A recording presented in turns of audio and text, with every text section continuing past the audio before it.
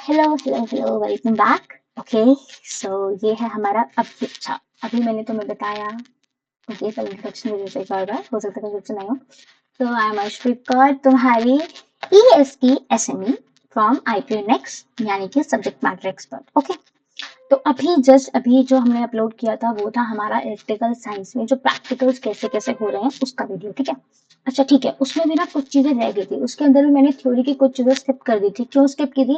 ताकि मैं तुम्हें वाइवा वाले के सेक्शन में और अच्छे से बता सकूं। ठीक है, वैसे ऐसा कोई भी चीज टॉपिक नहीं होगा जो तुम्हारा स्किप हो जाए या फिर मैं ना पढ़ाऊं। ठीक है, सब पढ़ाया जाएगा। ठीक है, hypernyms is basically for the things that जो बाकी सब स्किप कर देते हैं। ओके, तो शुरू करते हैं। ठीक है, अच्छा अब आ गया वाइवा क्वेश्चन के लिए। वाइवा जो भी है, तुम्हारा जो भी वाइवा के क्वेश्चन होते हैं, वाइवा जनरली कैसे पूछता है एक्सटर्नल? वाइवा किससे पूछेगा? तुम्हारी आंसर शीट से। जो तुमने आंसर शीट में जो तुमने इतना सुंदर सुंदर जो चीजें लिखी हैं या जो तुमने कीड़े मारे हैं उसमें से लेगा, तुमसे क्वेश्चन पूछेगा। हो भी सकता है कि अगर तुमने कुछ गलत लिखा तो वो क्रॉस क्वेश्चन पूछ लेते, इसलिए बहुत इंपॉर्टेंट है कि तुम चीजों का ध्यान रखो। जस्ट लाइक यूनिट्स, यूनिट जरूर लिख लिया आना, बहुत जरूरी है। फिर ना टीचर का मूड खराब हो ना तो इस पे नंबर काट लेता है और तुम बोल नहीं सकते कुछ। ठीक है, तो यूनिट्स वगैरह ये सब चीजें कर लेना। ठीक है, अच्छा अब आ जाते हैं वाइवा क्वेश्चंस पे। अब वाइवा क्वेश्चंस की अगर बात कर रहे हैं तो चलो अब बताती हूँ तुम्हें क्या क्या होते हैं वाइवा के क्वेश्चंस। सबसे पहली चीज, अगर एक एग्जामिनर पूछ सकता है तुमसे, डिफाइन केवीएल एंड केसीएल। बहुत इजी सा क्वेश्चन है। किरचॉफ्स का वोल्टेज लॉ निकाल बताना है और किरचॉफ्स का करंट लॉ बताना है। अच्छा, केवीएल क्या होता है?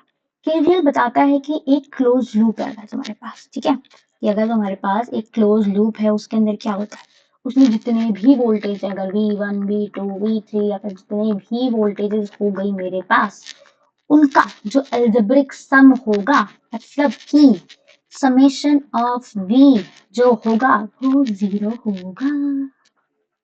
क्या ही बात है ना, मतलब इतना बड़ा लॉ लिख के बता दिया कि सम जीरो आ रहा है ना। ऐसे ही होते साइंटिस्ट सारे के सारे, और हमारे लिए सिलेबस बढ़ा देते हैं। ठीक है, तो किरचॉफ का वोल्टेज लॉ क्या बोलता है कि एक क्लोज लूप में, जैसे कि मैं तुम्हें बताऊंगी, अगर मेरे पास ये सर्किट है, लिया इसके अंदर भी आ ले लिया। ठीक है, मान लो ये आ गया तुम्हारा। ठीक है ना, क्या ये मान लो, चलो ये से मान लो, बढ़िया। ठीक है, तो इसमें इस क्लोज लूप में, ठीक है, जितने भी वोल्टेज जो होगी, जितने भी वोल्टेज होगी, उनका जो सम होगा वो जीरो होगा, और इधर भी जो वोल्टेज होगी उसका सम जीरो होगा। ये हो गया हमारा किरचॉफ का वोल्टेज लॉ। ठीक है, ठीक है, मतलब कि कहना पता क्या चाहता है वो, कि जितना वोल्टेज इन हो रहा है उतना ही वोल्टेज हमारा आउट भी होता है। सिंपल सी बात है, सिंपल बात, नो बकवास। ठीक है, चलो ये तुमने हो गया किरचॉफ का वोल्टेज लॉ। अब आ जाते हैं किरचॉफ के करंट लॉ पे। ठीक है, किरचॉफ का जो करंट लॉ होता है, किरचॉफ का करंट लॉ क्या बोलता है? किरचॉफ का करंट लॉ क्या बोलता है कि अगर जैसे कि किसी भी नोड है, कोई भी नोड है ना, जैसे कि हमारा, ठीक है, कोई भी नोड है, जैसे कि मैं बताती हूँ तुम्हें कि मान लो हाँ, अच्छा इसका सबसे बढ़िया एग्जांपल ना जो हम पढ़ते थे ना, जिससे हम करंट का एग्जांपल लेते थे जब हम वेक्टर्स वगैरह पढ़ते थे, वो चीज होती है इसका सबसे बढ़िया एग्जांपल। ठीक है, देखो,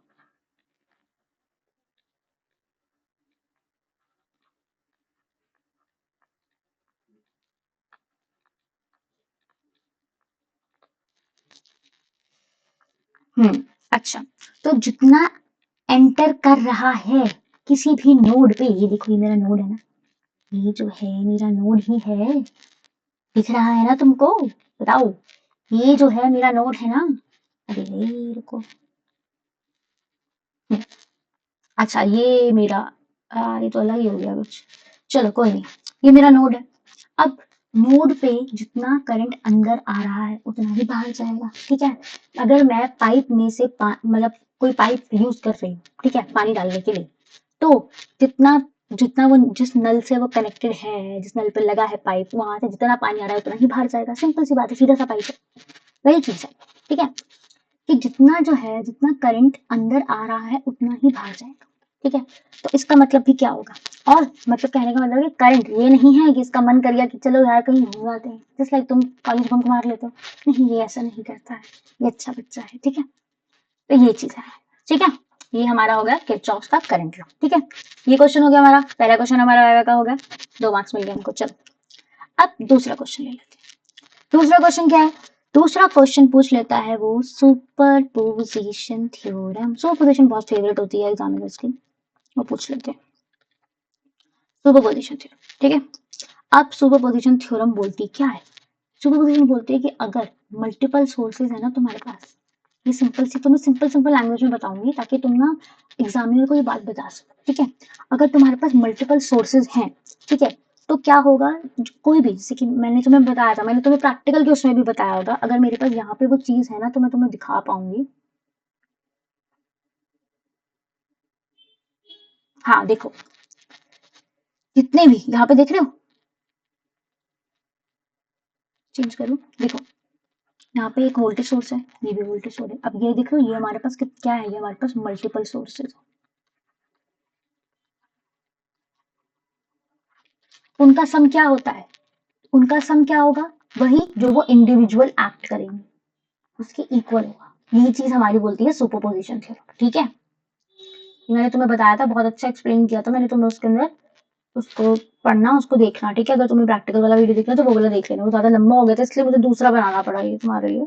कोई नहीं, बढ़िया, अच्छे से पता चलेगा और अच्छे से। ठीक है, तो मतलब कि अगर हम हर सोर्स का इफेक्ट अगर निकाल भी देंगे ना, निकाल के, अगर हम जैसे कि मैंने मान लो कि मेरे पास बड़े सारे बल्ब है मेरे पास कमरे में, ठीक है, एक कमरे में बड़े सारे बल्ब है, तो वो कहना क्या, पता क्या चाहता है कि जितने भी बल्ब है ना उनको मैंने अगर इंडिविजुअल ही लगा दिया, मैं, ऐसा होता नहीं है जनरली, वैसे एग्जांपल के लिए बता रही हूँ तुम्हें कि वो उतनी ही लाइट दे रहा है जितने वो सारे मिलके दे रहे हैं। इसका कहने का मतलब, गंदा एग्जाम्पल है वैसे, तो ठीक है चलो, ओके। तो मतलब जितने भी मल्टीपल सोर्सेज है, तो मतलब जैसे कि मेरे से मैंने वो बताया था, तो मैं उसके पीछे मैंने तुम्हें बताया कि इसकी रेजिस्टेंस है, मान लो, हम्म,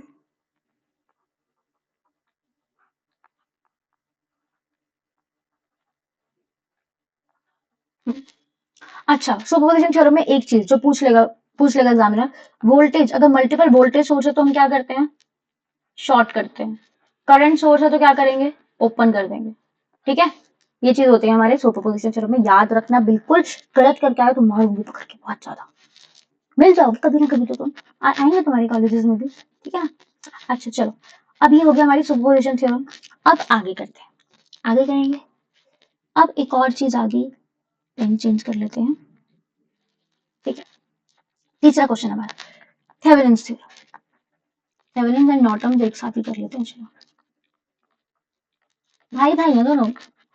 मुझे तो ना ये दोनों थ्योरम ना बहुत अच्छी लगती थी ईएस में, जब मैं पहली बार, जब मैं फर्स्ट में पढ़ रही थी, बहुत अच्छी थ्योरम, इजी सी होती थी। ठीक है, अब देखो, थेवेनिन्स थ्योरम क्या कहती है कि जितना भी पूरा, मतलब इतना मेरा कॉम्प्लेक्स सर्किट है, ठीक है, मान लो ये कॉम्प्लेक्स सा, बहुत कॉम्प्लेक्स सा सर्किट है और एक मेरा ये रेजिस्टेंस है, ठीक है, इसके अक्रॉस एक कॉम्प्लेक्स सा सर्किट है, तो मैं क्या करूँ, क्या करूंगी मैं? जितना भी पूरा नेटवर्क है ना, ये जो पूरा नेटवर्क जो है, जो एक सिंगल वोल्टेज सोर्स के अक्रॉस होगा और उसकी सीरीज में रेजिस्टेंस लगी है, इसमें मैंने गलत बना दिया, मैंने पैरेलल में बना दिया उसका, गलत है, रुको एक मिनट, नहीं चलो ठीक है, ये वैसे है ना, और इसके यहाँ पे सीरीज में ही हमारा एक वोल्टेज सोर्स लगा है। ठीक है, मान मान लो, चलो वोल्टेज सोर्स लगा है, तो उसको हम रिप्लेस कर सकते हैं किससे? वी थेवेनिन, और मतलब उसको हम आर थेवेनिन से, मतलब ये होती है ना हमारी, उससे हम रिप्लेस कर सकते हैं। अच्छा, इसका कैसे होता है देखा तुमने कि ये जो होता है ना, हम क्या करते हैं इसको, इसका लोड रेजिस्टेंस होगा, उसी को तुम कैसे ऐड कर दोगे? अरे यार, हम्म हम्म हम्म। अच्छा, ये एक बात बहुत जरूर याद रखना, बहुत बहुत बहुत ज्यादा इंपॉर्टेंट है, और ये बेसिक डिफरेंस है थेवेनिन और नॉर्टन के बीच। क्यों? नॉर्टन्स में जो होता है, नॉर्टन और थेवेनिन का प्रोसेस सेम है, सब सेम करते हो, बस एक चीज का अलग करते हो। क्या करते हो? जब तुम कॉम्प्लेक्स सर्किट में उसकी जगह, वो जो पूरा जो सोर्स है उसकी जगह एक एक लगाते हो ना, जैसे हम बड़ी सारी चीजें हैं तो उसको हम एवरेज करके वो लगा लेते हैं, उसका इफेक्ट होता है दिखाने के लिए, वैसा है उसमें क्या करते हो, थेवेनिन्स में क्या करते हो, जो भी तुम्हारा आता है वी थेवेनिन, जो भी हमारा तुम्हारा आता है, फिर जो आर थेवेनिन निकालते हो, उसको क्या करते हो, उसको सीरीज में ऐड करते हो। ठीक है, थेवेनिन में क्या करते हैं, थेवेनिन में क्या करोगे, उसे सीरीज में ऐड करो, और नॉर्टन्स में क्या करोगे, उसे पैरेलल में करो। बस सिंपल सी बात है। पूरा नेटवर्क जो है अगर एक सिंगल वोल्टेज के सोर्स पे अगर है, बहुत सारा कॉम्प्लेक्स सर्किट लगा हुआ है, तो हम उसको क्या कर सकते हैं, कैसे रिप्लेस कर सकते हैं, एक सीरीज रेजिस्टेंस से रिप्लेस कर सकते हैं। नॉर्टन में एक पैरेलल रेजिस्टेंस से रिप्लेस कर सकते हैं। बस ये होगी तुम्हारी थेवेनिन एंड नॉर्टन थ्योरम। चलो आगे चलते हैं। चलो दीदी, चलो आप चलते हैं एमपीटीटी, मैक्सिमम पावर ट्रांसफर थ्योरम। बहुत ज्यादा इंपॉर्टेंट है, एग्जाम पॉइंट ऑफ व्यू से भी बहुत इंपॉर्टेंट है। इसकी तो एक कंडीशन तो हमें पता ही होगी, क्या होती है, जब load resistance is equals to internal resistance के इक्वल हो जाती है, तब मतलब कि क्या होता है, तब मैक्सिमम पावर ट्रांसफर होता है। सिंपल सी है, सिंपल सी बात है, बस सिंपल सी बात, बस खत्म, मैक्सिमम पावर ट्रांसफर होगी। ठीक है, अब आ जाओ हमारी किस पे, सुपरपोजिशन हो गई, थेवेनिन हो गई, नॉर्टन हो गई। ठीक है, अच्छा, जब मैंने जो मैंने बता रही थी अभी पीछे, वही आ गया चीज, थेवेनिन वर्सेस नॉर्टन। क्या होता है, थेवेनिन में क्या होगा हमारा, सीरीज में लगेगा, मतलब वोल्टेज सोर्स है, वोल्टेज सोर्स है, तो हमारा जो आर थेवेनिन है वो सीरीज में लग जाएगा। ठीक है, लॉर्ड रेजिस्टेंस के सीरीज में लगेगा। सॉरी, नहीं थेवेनिन निकालते हैं ना। अच्छा, नॉर्टन में क्या करते हैं, नॉर्टन में क्या होता है, पैरेलल में लगता है। ठीक है, इसका फॉर्मूला अगर नाम पूछे तो बता देना। ठीक है, क्या होता है तुम्हें पता है,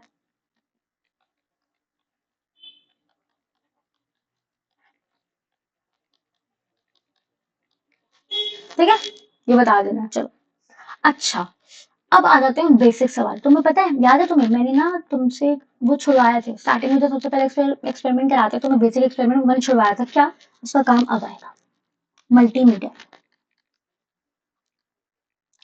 पूछ लेता है कि मल्टीमीटर के फंक्शन बताओ, क्या करते हैं मल्टीमीटर, क्या करते हैं। बड़ा गंदा लिखा है यार मैंने, हाय, बच्चों की हैंडराइटिंग मेरे से अच्छी होती है यार।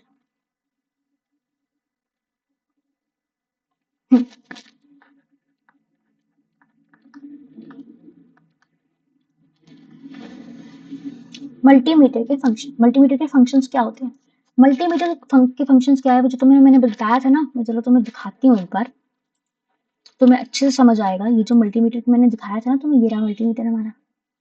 क्या करता है मल्टीमीटर, क्या करता है, करंट भी नापता है, वोल्टेज भी नाप लेता है। मल्टीमीटर है ना, मल्टीपल पर्पज के लिए यूज हो रहा है। मल्टीमीटर क्या करेगा हमारा, मैं इधर लिख भी देती हूँ तुम्हारे लिए, तुम्हें ना इजी रहेगा, ये तुम्हें दे भी देंगे। क्या करेगा, हम्म, ये देखो, करंट भी नापेगा, वोल्टेज भी नापेगा, किसमें, एसी के क्रॉस भी नाप सकता है, डीसी के क्रॉस में भी नाप सकता है, तो ये इसका एडवांटेज है। बस मल्टीमीटर के फंक्शन यही है। और हाँ, ये रेजिस्टेंस भी मेजर कर सकता है। ठीक है, ये मल्टीमीटर के फंक्शन हो। अब मैम ने पूछ लिया कि रेजिस्टेंस मेजर कैसे करते हैं, तो ये भी पूछ सकते हैं, बचकाने सवाल है पर हो सकता है। मतलब मल्टीमीटर में हम रेजिस्टेंस मेजर कैसे करते हैं, कैसे करते हैं, जब हम इसके नोड को हम मल्टीमीटर के ना नोड को क्या करते हैं हम, हम्म, नहीं,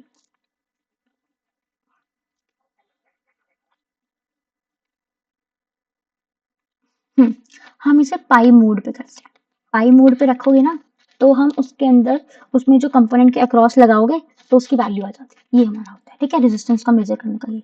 ठीक है, अच्छा, अच्छा, ये एक बात याद रखना कि ना, अगर जैसे बार बार में क्वेश्चन करते, आंसर करते करते कोई क्वेश्चन ऐसा आ जाए कि तुम्हें नहीं आता, तो उसमें टाइम मत लगाना, बोल देना मैम को कि मैम सिंपल सा ये क्वेश्चन मुझे नहीं आता। उसमें ना अच्छा नहीं लगता कि तुम इतना ध्यान लगाओगे, सोचोगे, तो गलत इम्पैक्ट जाता है। ठीक है, एग्जाम पे। ठीक है, चलो, अब एक क्वेश्चन आ गया हमारा, रियोस्टेट। रियोस्टेट होता है, रियोस्टेट क्या होता है, हमारी वेरिएबल रेजिस्टर है, जिससे हम क्या करते हैं, करंट को कंट्रोल करते हैं, जस्ट लाइक टीचर्स तुम्हें कंट्रोल करते हैं इंटरनल नंबर के बेसिस पे। ओके, अच्छा, अब आ जाएगा इसी के साथ वेरिएक, वेरियास लिख दिया।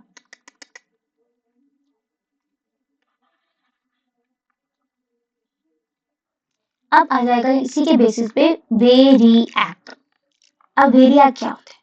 जैसे कि तुम्हारा ये होता है रियोस्टैट, वैसे ही तुम्हारा वेरिएक क्या करता है, ये एक वेरिएबल एसी सप्लाई देता है। मतलब कि क्या करेगा, जो तुम्हारी एसी की जो वोल्टेज है ना, उसको स्मूथली इंक्रीज करेगा या डिक्रीज करता है। ठीक है, बस वेरिएक है। वेरिएक का मतलब क्या है, वी है वोल्टेज, मतलब वोल्टेज को चेंज करता है। ठीक है, कौन सा नंबर था ये हमारा, चलो 10th पे आ जाओ। अब एक क्वेश्चन बहुत तुमने बचपन से सुनते आ रहे हो और ये आता ही आता है, एमीटर को सीरीज में क्यों लगाते हैं, पैरेलल में क्यों नहीं लगाते? क्यों? क्योंकि जो एमीटर है ना, वो उसको हम क्यों सेम पाथ में लगाते हैं, क्यों? क्योंकि सेम पाथ में क्यों लगाते हैं, क्योंकि हमें करंट मेजर करना है ना, एमीटर करंट मेजर करते हैं, तो इसलिए हम उसे करंट के सेम पाथ में लगाते हैं, इसलिए। ठीक है, क्योंकि हमें करंट मेजर करना है मीटर से, तो हम करंट के सेम पाथ में उसे लगाएंगे। समझ गए? चलो, अब वोल्ट मीटर। अब जैसे मीटर का सवाल पूछा तो वोल्ट मीटर को छोड़ेंगे, अच्छा नहीं लगेगा ना, तो वोल्ट मीटर को हम पैरेलल में क्यों लगाते हैं? ठीक है, क्यों? क्योंकि जो वोल्ट मीटर वोल्टेज जो होती है हमारी, जो हमारी वोल्टेज है वो किसी भी दो पॉइंट्स के अक्रॉस होती है हमारी वोल्टेज। जैसे अगर मैं रेजिस्टेंस के अक्रॉस भी वोल्टेज निकाल रही हूँ तो मैं इसके अक्रॉस निकालूंगी अपनी वोल्टेज, ठीक है ना, तो इसलिए उसको हम पैरेलल में लगाते हैं। ठीक है, अच्छा, अब ये पूछ सकती हैं वो कि ना, वॉट मीटर जो होता है उसके अंदर जो दो कॉइल्स होती हैं वो कौन कौन सी होती हैं? तो हमारी एक कॉइल होती है उसके अंदर करंट वाली की, करंट कॉइल होती है, और एक कॉइल हमारी होती है वोल्टेज की। और क्या ये दोनों इंडिविजुअली पावर को वो करती है, मेजर करती है? नहीं, दोनों मिलके, हम साथ साथ हैं।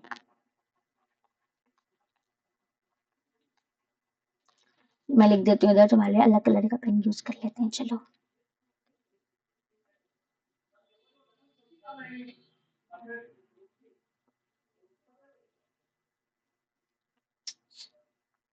हम्म हम्म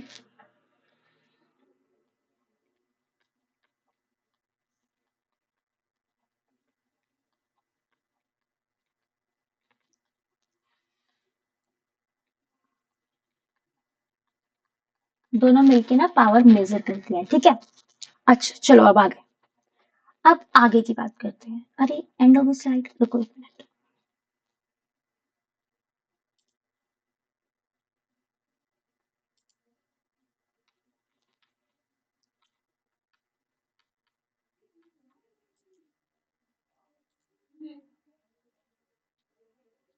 चलो तुम्हें पीछे समझा देती हूँ, तो मैं ऐड कर दूंगी स्लाइड्स, ठीक है, फिर बाद में। अच्छा चलो, कौन सा क्वेश्चन कर रहे थे हम कर रहे थे 12th क्वेश्चन। ठीक है, जो भी नंबर है चलो देख लेंगे, इसको भी देखा जाएगा। चलो, अब अब हमने वॉट मीटर देख लिया, अब आ जाएगा एनर्जी मीटर। किसी को छोड़ेंगे थोड़ी ना हम। देखो ये ना बेसिक बेसिक सवाल है, तुम ना टीचर को बोल नहीं सकते कि मैम ये ना मेरे एक्सपेरिमेंट का नहीं है, ये पूछेगा ही पूछेगा, पूछ सकता है। ठीक है, तो अब एनर्जी मीटर क्या कर सकता है, करता है हमें टोटल एनर्जी देता है, टोटल एनर्जी कंजम्पशन मेजर करता है कि आपने कितनी पावर, मतलब आपने मतलब कितनी बिजली खाई है, कितनी बिजली की खपत हो रही है, उतना देता है। और कितने किस में देगा, ये किलो वॉट आवर में। ठीक है, ये हमारा एनर्जी मीटर काम करता है। चलो, अब आ जाएगी हमारी बेसिक। यार मुझे नहीं लगता कि तुम्हें मुझे ये बताना पड़ेगा, पर फिर भी हो सकता है किसी को ना पता हो, फिर भी बता देते हैं। यूनिट्स की क्या होती है, रेजिस्टेंस की यूनिट ओम। एल की क्या होती है, मतलब कि हमारी inductance, Henry, Henry. Farad conductance की फेराड होती है, ये ओम है हमारा। ठीक है, अच्छा, एक्सएल और एक्सी जो होती है इसकी क्या होती है, हमारी ओम। ये ना हमारी एक तरह से वही है, resistance across inductance, resistance of conductor, बस वही चीज है। जेड जो कि हमारा इम्पीडेंस है वो भी एक तरह की रेजिस्टेंस है, तो वो भी ओम में ही आएगी। ठीक है, और क्या हो गया हमारा, cos फाई ये होता है यूनिटलेस। ये तो तुम्हें पता है, ये अच्छा ये क्वेश्चन आता है, ये पूछ लेते हैं कभी बार कि पावर फैक्टर की यूनिट क्या है, तो ये हमारा यूनिटलेस होता है। ठीक है, याद रखना इसको। देखो ऐसे छोटे छोटे ही क्वेश्चंस पूछेगा वो, ऐसा कुछ ज्यादा बड़े बड़े क्वेश्चंस नहीं पूछ लेगा। ठीक है, चलो ये हो गया। अब आप आगे, अब वो पूछ लेता है आरएलसी के कंपोनेंट्स क्या होते हैं, ये भी पूछ लेते हैं। अरे ये वाले क्वेश्चन हमारे टाइम पे पूछे हैं ऐसे, तुम्हें क्या लग रहा है ये ऐसे पिद्दी पिद्दी क्वेश्चन है? नहीं, पूछ लेते हैं वो, पता है। आर हमारा रेजिस्टर होता है, आई हमारा क्या होता है, इंडक्टर कॉइल होती है। देखो रेजिस्टेंस हमारी ऐसे होती है ना, इंडक्टर कॉइल हमारी ऐसे होती है, और कैपेसिटर ये हमारा कैपेसिटर होता है ऐसे, है ना, खड़ा खड़ा। हाँ ठीक है, चलो अब आ 16, चलो one way and two way, sorry versus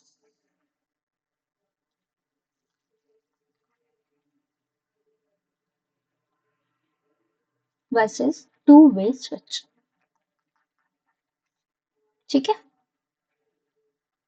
अच्छा वन वे, अब वो पूछेगा वन वे और उसमें क्या डिफरेंस है, तो मेन डिफरेंस मैं बताती हूँ। वन वे पता है क्या करता है, वो एक जगह से कंट्रोल करता है, अरे नाम से ही पता चल रहा है इसके, तो एक जगह से कंट्रोल करेगा वो।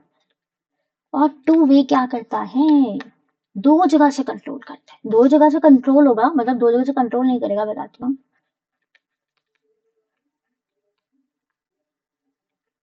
अरे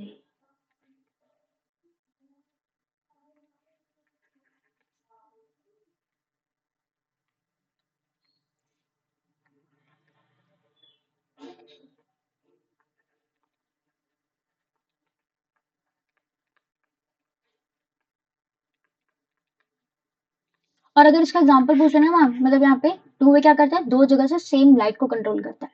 ठीक है, दो जगह से सेम लाइट कंट्रोल होगी। और अगर इसका एग्जांपल पूछ ले मैम, तो क्या बताओगे इसका एग्जांपल, ये कैसा, तो तुम स्टेयर केस जैसा होता है। ठीक है, स्टेयर केस जैसा वैसा होता है। ठीक है, चलो अब आ जाते हैं कि हम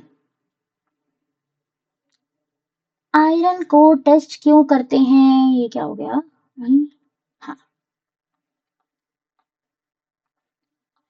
हम आईसी टेस्ट क्यों करते हैं, आयरन को टेस्ट, आयरन को टेस्ट क्या करते हैं, आयरन सॉरी आयरन को टेस्ट कह रहे हो, रुको रुको रुको,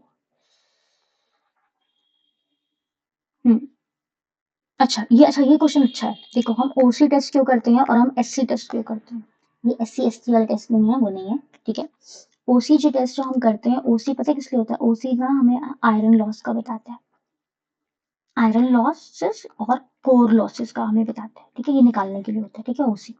और एससी पता है क्या होता है, एससी होता है हमारा कॉपर लॉसेस निकालने के लिए। याद रखना इसको, छोटी छोटी टर्म्स है, इनको याद रखना। ठीक है, अच्छा अब एक और क्वेश्चन आ जाता है इसी में ना, एक और क्वेश्चन और बना लेते हैं कि ये जो तुम्हारा एससी है ना, इसे भी लिख देती हूँ, ये जो तुम्हारा एससी है, ये ना मतलब क्या कहता है कि हाई वोल्टेज और लो करंट लेता है, या फिर क्या होता है, हाँ तो ओसी जो टेस्ट है हमारा, इसमें क्या होता है, ये हमारा ओपन सर्किट में पता है क्या करता है, ओपन सर्किट में सिर्फ मैग्नेटाइजिंग करंट फ्लो होता है इसके अंदर। ये सिंपल सी लाइन याद रख लो, अगर मैम पूछे तो ये बता देना। ठीक है, तो ओपन सर्किट में सिर्फ मैग्नेटाइजिंग सी करंट फ्लो करता है। ठीक है, चलो अब आ जाते हैं हम ट्रांसफॉर्मर पे, थोड़ा पीछे जाना पड़ेगा, चलो इधर ही बता देती हूँ मैं तुम्हें।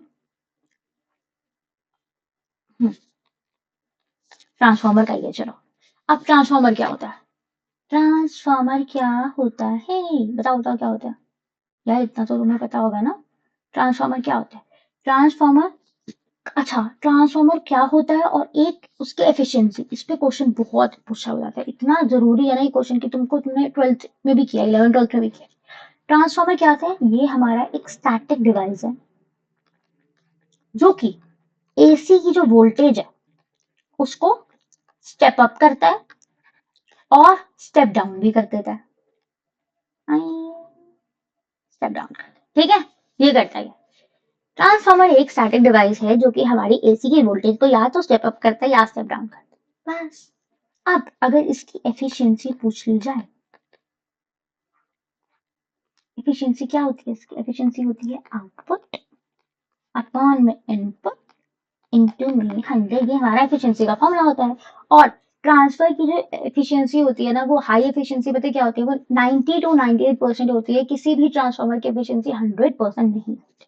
मैक्सिमम मैक्सिमम एफिशिएंसी जो है किसी भी ट्रांसफार्मर की, वो पता है क्या होती है? 90 to 98% होती है। 100% नहीं होती किसी की। बस ये याद रखना, ठीक है? अच्छा, अब पूछ लेगा इसका वर्किंग प्रिंसिपल। वर्किंग प्रिंसिपल क्या होता है? अब तुम्हें पता ही है, ये तो तुम्हें पता है कि ये म्यूचुअल इंडक्टेंस के बेसिस प्रिंसिपल पे काम करता है।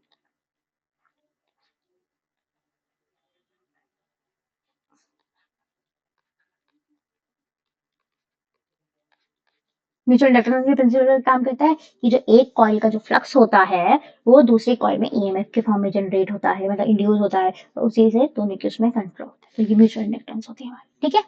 चलो अब आगे चलते हैं। इसमें देखो मैंने तुम्हें 3-4 क्वेश्चन बता दिए इसके अंदर मैंने, ठीक है? याद रखना। अच्छा,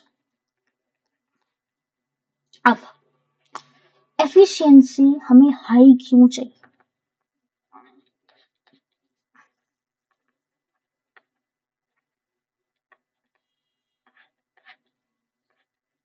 ठीक है? अच्छा, अच्छा, हाँ, अब ये पूछता है वो, ट्रांसफार्मर की एफिशिएंसी हाई क्यों होती है? पता है क्यों होती है? चाहिए नहीं, ट्रांसफार्मर की एफिशिएंसी हाई क्यों होती है?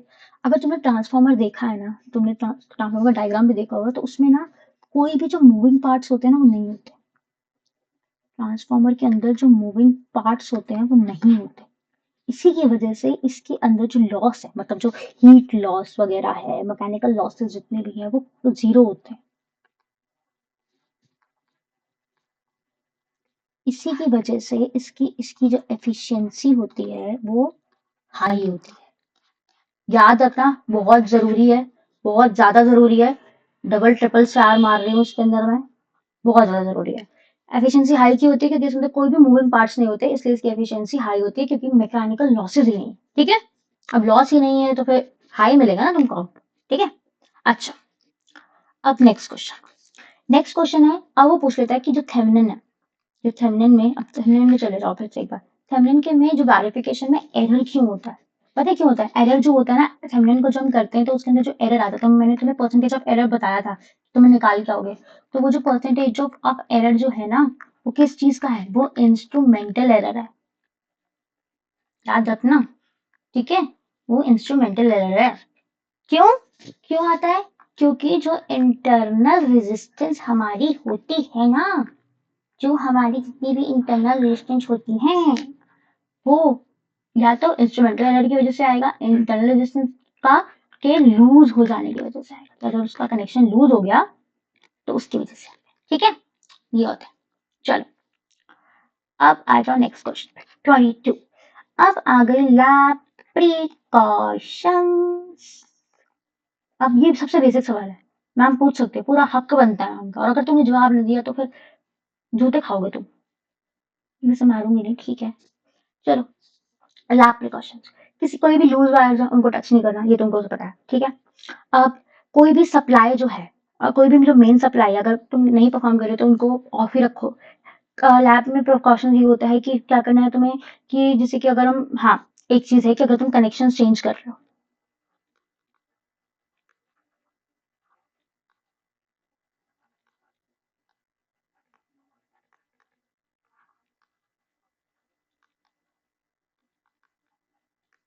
मेन स्विच को ऑफ रखोगे। एक बार हमारे टाइम पे हुआ था कि ना, कोई हम एक्सपेरिमेंट कर रहे थे और उसकी वजह से ना पूरा वो उधर का लैब का लाइट ही चला गया था। उसका एमसीबी वगैरह उसको हो सकता है ज्यादा कर वो हो गया हो, नहीं तो वो हो गया था ऐसा। तो इसकी वजह से तुम ना करो ऐसा, तो अच्छा है, ठीक है? तो ये है, लैब प्रिकॉशंस ये हो गई। कोई भी देखना वो, मतलब कोई भी कनेक्शन अगर लूजेस वगैरह है, या फिर कोई भी अगर वायर ऐसे खुले पड़े तो उसको हाथ मत लगाना, ये नहीं, चलो छू के देखते हैं क्या होता है। चलो, अब नेक्स्ट क्वेश्चन। अब ये तो होगी हमारी लैब की। अब आते हैं हमारे कुछ एक्सपेरिमेंट में प्रिकॉशंस कौन से होते हैं।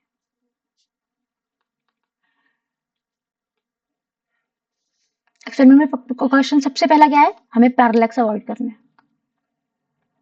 कोई भी रीडिंग हम ले रहे हैं तो उसमें पैरालैक्स अवॉइड करना है। That's why I don't like bullets. Parallax avoid करना है हमें, ठीक है। ओके, मगर जो साइलेंसर्स निकाल देते हैं ना बुलेट से, बहुत बेकार लगता है। ओके, पैरालैक्स अवॉइड करेंगे। अच्छा, जो हम रीडिंग्स ले रहे हैं वो हमें एकदम आराम से लेनी है। कैलकुलेशंस के अंदर एरर को अवॉइड करना है, ठीक है, सही से लिखना है, ठीक है। अच्छा, और शॉर्ट सर्किट्स को भी अवॉइड करना है, ठीक है। ये चीज होगी। अब चलो आगे, बड़े सारे क्वेश्चन हो गए, देख लो कितने सारे क्वेश्चन बन जाते हैं ये इसमें। अच्छा कोई नहीं, मैं तुम्हारे लिए सब लेके आई हूँ एकदम आंसर्स के साथ। ये तो तुम्हें ऐसा समझा रही हूँ ना, तुम्हें मैं आंसर्स प्रॉपर लिख के भी दूंगी, ठीक है, ठीक है। चलो, अब डीसी पावर सप्लाई की बात करते हैं, चलो।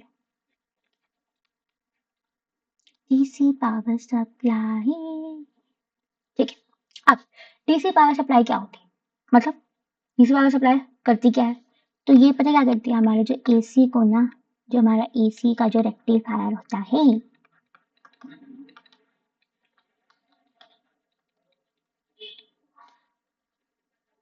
इसमें एसी को रेक्टिफायर प्लस फिल्टर से डीसी में कन्वर्ट करती है, ठीक है।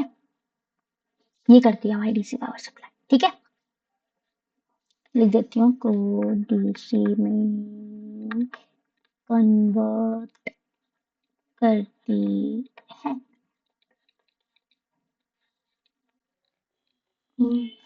चल, अब आगे। अच्छा, अब एक ही चीज आ गई, कुछ टर्म्स नई नई तुम्हें लगेगी पर ये है बहुत जरूरी। वायर बाउंड रेजिस्टेंस, ये ना मेरे टाइम पे मेरी मैम ने लिखवाए थे ये क्वेश्चंस हमें। अच्छा, ठीक है। अच्छा, नाइक्रोम वायर का जो रेजिस्टर होता है ना वो स्टेबल होता है, क्यों? क्योंकि उसकी हाई रेजिस्टेंस, मतलब वो जो होता है ना वो हाई रेजिस्टेंस देता है, तो इसलिए वो स्टेबल होता है। नाइक्रोम वायर का जो रेजिस्टर होता है वो स्टेबल इसलिए होता है कि वो हाई रेजिस्टेंस देता है, याद रखना, ठीक है। 26, ट्रांसफॉर्मर रेटिंग्स। चलो ट्रांसफार्मर की रेटिंग्स की बात करते हैं। ट्रांसफार्मर की जो रेटिंग्स होती है उसको हम किलो वॉट एम्पियर में रेट करते हैं, क्योंकि वोल्टेज का भी लॉस होता है इसके अंदर, और करंट पे भी डिपेंड करता है ये, ठीक है, ठीक है। और क्योंकि करंट पे डिपेंड करता है, पावर फैक्टर पे नहीं करता डिपेंड, ठीक है, इसलिए याद रखना इसको। चलो, अब एक और चीज आ गई। अच्छा चलो, ये ना एक बचकाना सा सवाल है, अच्छा सा है, ठीक है। इधर ही बता देती हूँ तुमको, नहीं रुको इधर ही बता देती हूँ। अब आ जाओ जरा एनालॉग पे। एनालॉग एंड डिजिटल, ठीक है। अब एनालॉग के एग्जांपल पूछ लेगी मैम, एनालॉग का एग्जांपल क्या है? एनालॉग के एग्जांपल है हमारे एमीटर, वोल्ट मीटर और वॉट मीटर हमारा, ठीक है। अच्छा, डिजिटल के एग्जांपल्स क्या है? डिजिटल के एग्जांपल है हमारा डिजिटल मल्टीमीटर, जो कि सारे काम कर लेता है, ठीक है। बताया था ना मल्टीमीटर का मैंने, कि वो वोल्टेज भी नापता है, करंट भी नापता है, रेजिस्टेंस भी नापता है हमारा, बस वही चीज है, ठीक है। अच्छा, अच्छा अब एक चीज पूछ लेती है मैम, हो सकता है मैम ने पूछ ले कभी, अगर मन करे कि इंडिया का ना, इंडिया की स्टैंडर्ड फ्रीक्वेंसी क्या है?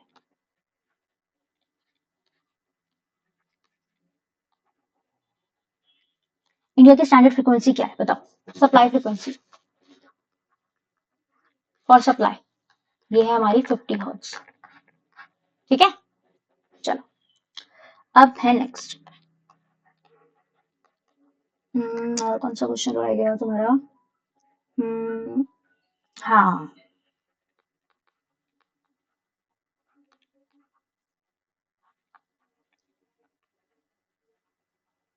चलो।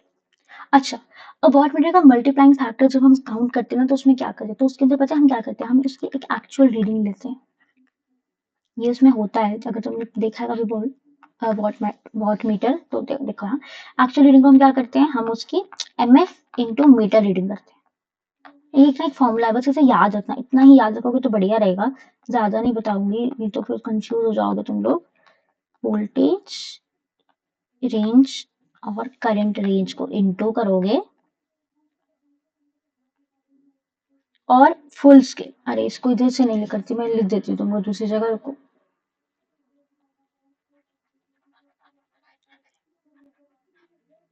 ठीक है, रुको रुको, इनटू मीटर रीडिंग, ठीक है, और M F is equals to voltage reading, और सॉरी रेंज,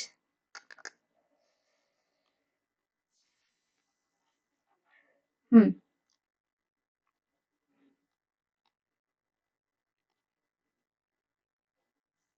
ये इनटू करंट रेंज, ठीक है, ये चीज है, और इसको हम डिवाइड कर देंगे अराउंड 5 फुल स्केल। ये देखो बस इसका ना फॉर्मूला ही याद रख लेना, एक बार देख लेना, बस तो पूछेंगे नहीं। तो ठीक है, अब ये थे तुम्हारे क्वेश्चंस, ये तुम्हारे क्वेश्चंस हो गए, कम से कम मेरे 30-40 के अराउंड क्वेश्चंस तो मैं करा दिए हैं। ये क्वेश्चंस वाइवा के लिए इनफ है, बहुत ज्यादा ही इनफ है। अगर कुछ क्वेश्चन मुझे लगेंगे और ही हैं तो वो मैं ना पीडीएफ में ऐड कर दूंगी, ठीक है। तो तब तक के लिए थैंक यू। ठीक है, तुमने सेशन देखा, बहुत बढ़िया, ऑल द वेरी बेस्ट, अच्छे से करना, डरना मत, और जितना पानी की बोतल साथ रखना, अगर घबराओ तो पानी वगैरह पी लेना, इतना सब इसी का तुम्हें पता है, ठीक है। अरे ऑल द बेस्ट। हाँ सॉरी, डिले हो गया बहुत ज्यादा आज, ओके, आगे से वीडियोस टाइम पे आएंगे। Bye bye.